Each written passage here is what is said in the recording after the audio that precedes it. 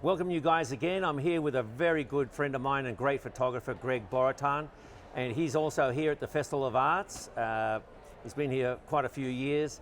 He is a very accomplished landscape photographer, and we want to talk about some of his recent trips and how he looks at photography now and down the road. Welcome, Greg. Good to see you. Good to see you, Peter. Yep. How did you get started in landscape photography, Greg? That was about 17, 18 years ago now. Because of the nature of my work as a software engineer, I decided to go outside of my office where I spend most of my life. Indoors? Indoors. Yeah. And I started like hiking and exploring mountains nearby here in California, Sierra Nevada range most of the time. And then, originally I started taking pictures of just my time there. I learned more and more about photography, and I ended up buying better gear, better cameras, and exploring more places, not just in California, but different states, all over the world, and taking more pictures that are, let's just say, more professional, not just like vacation or something like that. Snapshots. That's right. Yeah. Now, do you take any portrait work, or you're strictly landscape? No, I don't. I do not take pictures of people. I'm strictly landscape, nature. Occasionally I do a little bit of micro photography as well as nightscapes, like Milky Way, things like that. Astrophotography, if you will, but that's where I limit myself to. Okay. Yes. Okay. When did you start selling your work? That would be, I think, for the first time in 2015. That was actually the first time I participated here in Laguna Beach. Mm-hmm. I sold few photographs before, but mostly to like magazines or things like not actual prints. Mm-hmm. It was still digital. Digital. Yes, Yep. yes. Yep. And in 2015, actually one of the members from the Festival of Arts, which was a good friend of mine at that time. Well, she still is. It's just that she doesn't exhibit here anymore. She was with me in Patagonia, and she suggested that, hey, maybe you should try to exhibit your work here at the Festival of Arts in Laguna Beach. And I tried it out in 2014. I went through the judging process, and then 2015 I was accepted. Okay. Yeah. Okay. Now, what would you say to some up-and-coming young photographers that we have, or the older guys? How would you get into being a accomplished landscape photographer? Okay, there's a lot of things, but what I would suggest is not right away go to very expensive cameras. Get a little cheaper gear, but still better than just the iPhone, like DSLR, mm-hmm. with quite good lenses. They don't have to be top of the line right away. Read a manual. Manual for a camera has a lot of good information. It will teach you what manual focus is, or manual exposure, or overall in general manual mode. Try to learn, like what makes the picture, how do you have to expose for how long if you try to set different apertures, or play around with everything. Right. Not just the exposure time, things like that. How's that going to affect your image? So don't go right away to full automatic mode, I would say. Go actually to the manual mode and learn how one value affects the other value in overall exposure. So do your homework and learn how to do. That's right. Do it from the start. That's right. Right. And then shoot as much as you can. If you cannot go outside, you cannot go. You may not have enough time to go and hike or whatever. Then try to take pictures of something at home that you can. Yeah. Droplets of water, a candlelight, or things like that. See if you can expose correctly. Like anything, like in many cases when I was learning photography, I was actually taking micro photographs, like of flower, blossom, or things like that at home, and see what I got. Yeah. That's how I now, learned. Since you're a very accomplished landscape photographer, how many trips a year would you do? Well, to be honest with you, right now, if I don't go somewhere on a weekend, to me it's a wasted weekend. So almost every weekend I'm planning to go somewhere. So you're shooting every weekend? All the time, yes. So it could be... okay, reshoot that. That's right. So I can, Okay. yeah. So you travel every weekend, If I can. basically if you can, to get Yeah. out, and that's in summer and winter, you go out shooting. Yes. Whether it's to the beach, to the mountains, That's right. wherever you go to shoot. Yes. Okay. Whenever I can. If not every weekend, then maybe, let's see, at least twice a month. Okay. Yeah, somewhere. And- Even for one day, one night. Right. Yeah. What is it that people say about your artwork that you appreciate? My artwork. Yeah.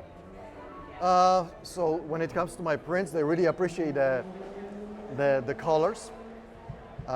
That's what the most of the time they're interested. Like, how do I accomplish, those images to look so vivid? Yes. It's not just and they are vivid. That's true. It's just the nature of the paper that I print on. But that's your style. That's my style. That's your yes, style. yes. I kind of like happy colors. I like colors. A lot of people is looking for warm, nice colors, especially at sunset time. Yep. And or like foliage, in the fall time colors. Yep. That's what they're looking for. Everything that I actually do, especially when it comes to prints, I actually learn from discussion that I have with the customer. Yes. The customers has a lot of Okay. suggestions because they sometimes unconsciously they tell you what they want, and then I may go, oh, okay, this customer is looking for maybe aspen trees, so maybe I go say to Colorado and take pictures of aspen trees. Right. The other customer is looking for I don't know, Manhattan Beach. I would like to buy a picture, but if you had one from Manhattan Beach. So I went to Manhattan Beach and I took some shots of Nice. pier there. Okay. It could be like that. Or I went to downtown, take pictures of San Diego, sold few already Yep. from downtown San Diego. So there's a lot of customers from San Diego here. Right. So that's what it is. They you- actually tell me what they want. Right, and then you cater to that customer by shooting the images. Yeah. Now, I asked a lot of the artists along the way as we're doing these interviews, how do you handle criticism of your work? If it's constructive, I'll take it. I'll learn from it. I apply, and it just changes me and my style of photography, and then perhaps I'll take a picture of something that I would never even consider taking a picture of. I was not really shooting flowers before. I was really, really into more like a landscape photography that had mountains in it. Yes. The grand stuff, the big picture. That's right. And now, people like let's say fern from the floor of, let's say, Olympic National Park or something like that, or a little old house somewhere in the middle of field somewhere, with like within meadows. yeah. It's like, okay, well, I wasn't really into it before, but now is this what they're looking for? Is this something that they're interested in? I may go and take a picture like that now. Now, That's what, good. what equipment do you shoot, and what do you use, and what can you recommend on going on trips? Traveling with a lot of equipment, minimal equipment, one or two cameras. What do you recommend? So I shot a long time ago Canon DSLR, and eventually I switched to Nikon. That's my favorite company right now. I got used to all the menus and the dials and everything, so I know where they are without even looking at night, specifically when I'm shooting at night. So I'm a big fan of Nikon. My current camera is Nikon Z7, which is small mirrorless camera. Good camera. Yes, that's what I take for all my trips. I don't take much when it comes to hikes. I limit myself to the lightest possible lenses, like 14 to 30 f4. There's one that I like a lot, is 24 to 120, also f4. And then I actually have the f-mount lens, so I have to use adapter, which is 70 to 300, but it's 4.5 to 5.6, which is very light lens and very sharp. And if I go for a long hike, where I have to also carry tent and everything else, these three lenses are the maximum I take with me. Yeah. And a lot of photographers we talk to, when they go out doing long exposures and traveling in, weight is obviously a problem. How do you get around the battery life when you're traveling for maybe 2-3 days and your batteries are a problem? What do you do? As of right now, I take 2-3 batteries with me. Yes. And I also turn the back preview screen or limited viewing or previewing my images to as much as possible, to little as possible, I should say. So it doesn't chew the battery out. Doesn't drain the battery, yes. Okay. But I do have about I have 4 batteries, yes. But then I'm planning a trip, hiking trip next year to Argentina for 3 weeks, and might be in the mountains for longer than that. And battery weight, so I don't want to take a lot of batteries with me. So I may take a solar panels and Solar charge panels. it there. Yes. Okay. So as you're traveling in the mountains, you'll take a solar panel to charge up your batteries. Yes. Okay. Yes. Okay. So obviously you take first aid equipment, you take things along, making sure you don't get too cold, make sure you That's don't right. freeze and all that Yes. sort of stuff. Yes. Okay.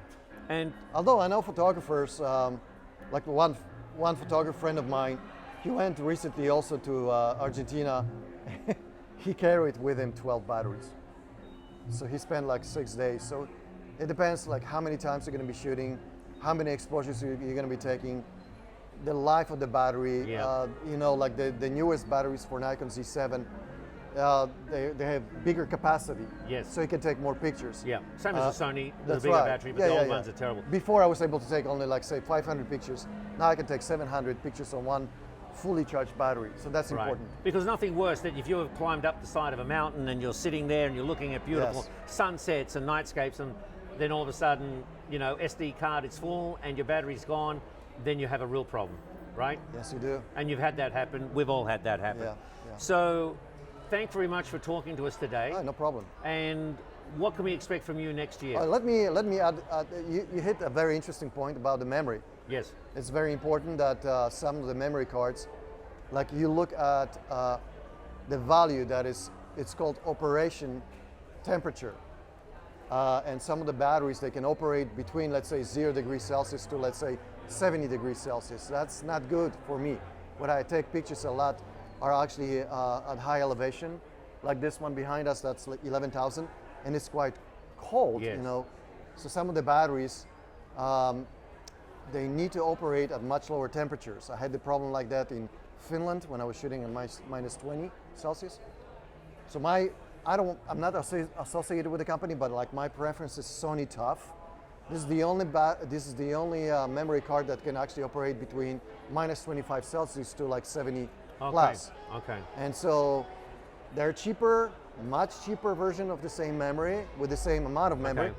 But if you look at the value, you might have a lot of problems when you go to cold places. Right, because they're ceramic. They're ceramic. That's why they can go down. They are expensive, but they are the best. So how do you keep your batteries warm? Well, if your batteries get cold like that, what do you keep them on your body, or you? You could keep it in your pocket, or even attach it somewhere to your body. But I really don't. It's in my camera, but I never ever had problems with that Sony Tough. Okay. Yes. And then just the last question is, have you ever been in a situation when you think, wow, this is not worth me dying for to get this picture? Or do you put that in somewhere in the back of your head and say, screw it, I'm going to go take this picture and I better make sure that I don't die? Yes, I've been in situations quite a few times myself. Even when I was driving my car and you can fall down and plummet to your death because you were driving at the edge of some hill or something. Yeah, I'm not going to go for it. I know my limitations, and even though maybe I could get a better shot, it's not worth dying for. There's just, I may zoom in.